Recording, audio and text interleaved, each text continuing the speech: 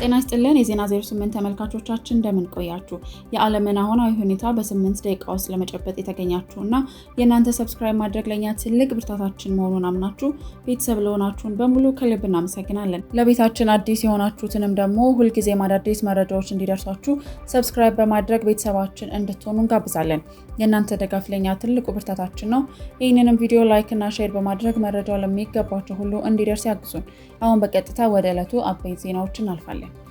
የትራምፕ የ24 ሰዓት ማስጠንቀቂያና በኢራን ላይ የተከፈተው የኦፕሬሽን ኤፒክ ፈሪ ጥቃት እንደቀጠለ ነው።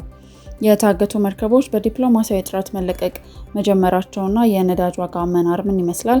የኤርትራ ብሔራዊ ቡድን ታሪካዊ ድል ቢያስመዘግብም 7 ተጫዋቾቹ በደቡብ አፍሪካ ተሰውረዋል። ኮንጎ ከአሜሪካ የሚባረሩ ስደተኞችን ለመቀበል ተስማምታለች። እንዲሁም የባንክ ሂሳብን ከፋይዳ መታወቂያ ጋር የማያያዣ ቀነ ገደብ ሊራዘም የሚችልበት ፍንጭ መገኘቱን በቀጣዮቹ 8 ደቂቃዎች ውስጥ እንመለከታለን። እንዲሁም ተጨማሪ አዳዲስ ክስተቶች፣ ኢኮኖሚ፣ ቴክኖሎጂና ጠቃሚ መረጃዎች የምንላቸውን በሙሉ እናደርሳችኋለን። ፈጣን ዜና፣ ታማኝ መረጃ፣ ዓለምን በ8 ደቂቃ። ዜና 08 አብራችሁን ቆዩ።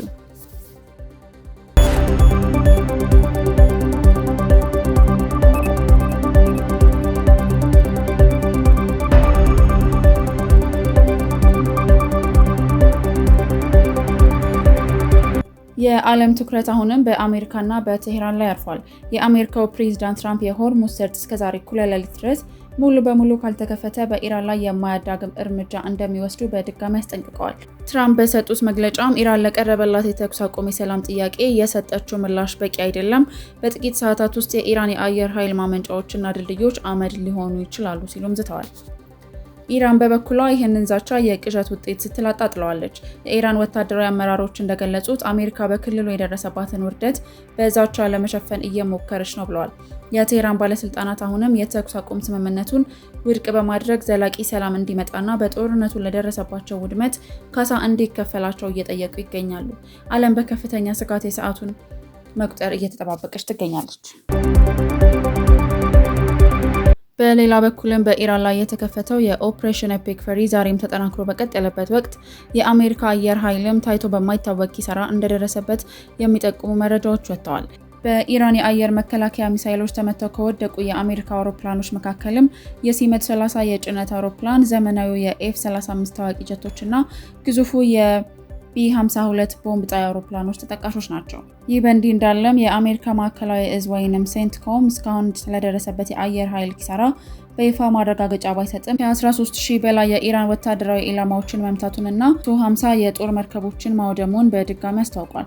በቴህራንና በሌሎች ዋና ዋና ከተሞች ላይ የሚካሄደው የአየር ድብደባ አሁንም የቀጠለ ሲሆን በሁለቱም ወገን እየደረሰ ያለው ኪሳራ ጦርነቱን ይበልጥ አደገኛ ወደሆነ ደረጃ እያሸጋገረው ይገኛል። እንዲሁም በቴህራን መሃል ከተማ በሚገኝ የአይሁዶች ምኩራብ ላይ በደረሰ ጥቃት ጉዳት መድረሱን የኢራን መገናኛ ብዙሃን ዘግበዋል። በማህበራዊ ሚዲያ በተሰራጩ ምስሎች የነፍስ አድን ሰራተኞች በፍርስራሹ ውስጥ የታገቱ ሰዎችን ሲፈልጉ ታይተዋል። ይህ ጥቃት በኢራን የሚኖሩ ከ20,000 በላይ አይሁዳውያንን ለከፍተኛ ስጋት ዳርጓቸዋል። እስራኤልን በበኩሏ በዛሬው ዕለት ብቻ 34 ኢራናውያንን መገደላቸውንና ጥቃቱ የኢራንን መከላከያ አቅም ለማዳከም የታለመ መሆኑን ገልጻለች። ኮንጎ ከአሜሪካ የሚባረሩ ስደተኞችን ለመቀበል ተስማምታለች። አሜሪካ የራሷ ያልሆኑ ስደተኞችን ወደ አፍሪካ መላኳን ቀጥላለች።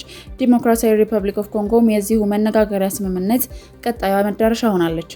የዶናልድ ትራምፕ አስተዳደር ህገወጥ ስደተኞችን ከአሜሪካ ለማስወጣት የጀመረው ጠንካራ እርምጃ አሁን ደግሞ ፊቱን ወደ መካከለኛው አፍሪካ በማዞር ኮንጎ ዜጎቿ ያልሆኑ ስደተኞችን ከአሜሪካ ተቀብላ ለማቆየት መስማማቷን የኮሚኒኬሽን ሚኒስቴሩ አስታውቀዋል።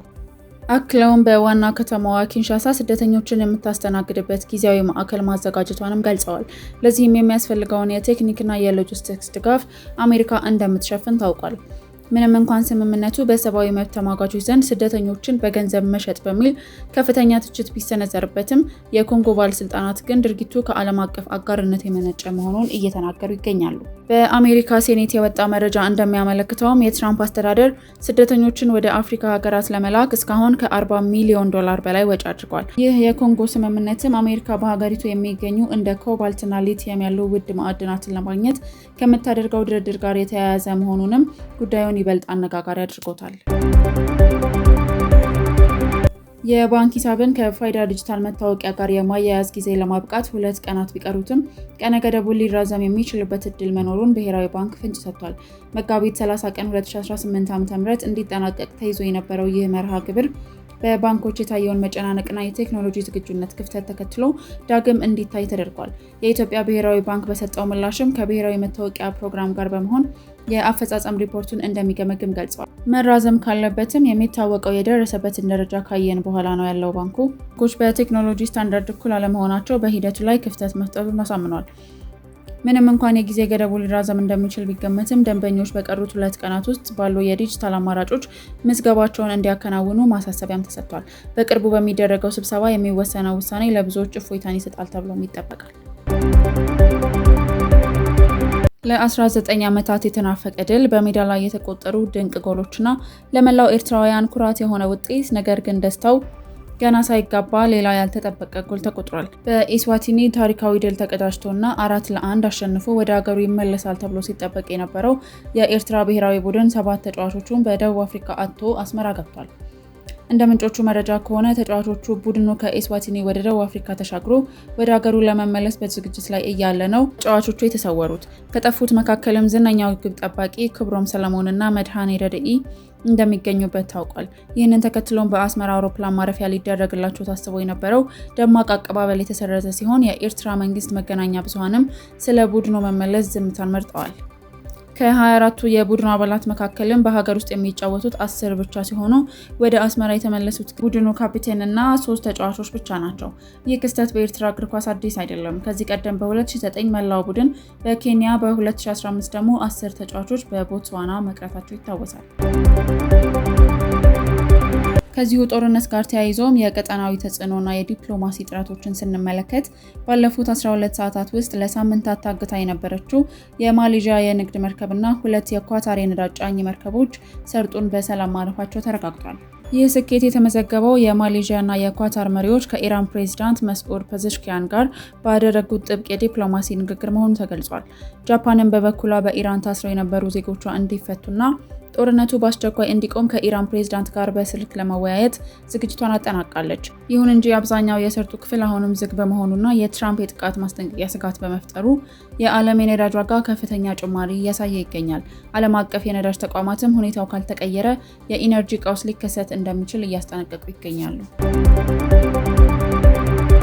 የዛሬው የዜና 08 መረጃዎቻችን ይህንን ይመስሉ ነበር። አብራችሁን ስለቆያችሁ እናመሰግናለን።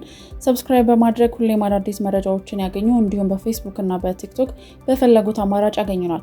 ፈጣን ዜና፣ ታማኝ መረጃ፣ ዓለምን በ8 ደቂቃ። ዜና 08 እናመሰግናለን።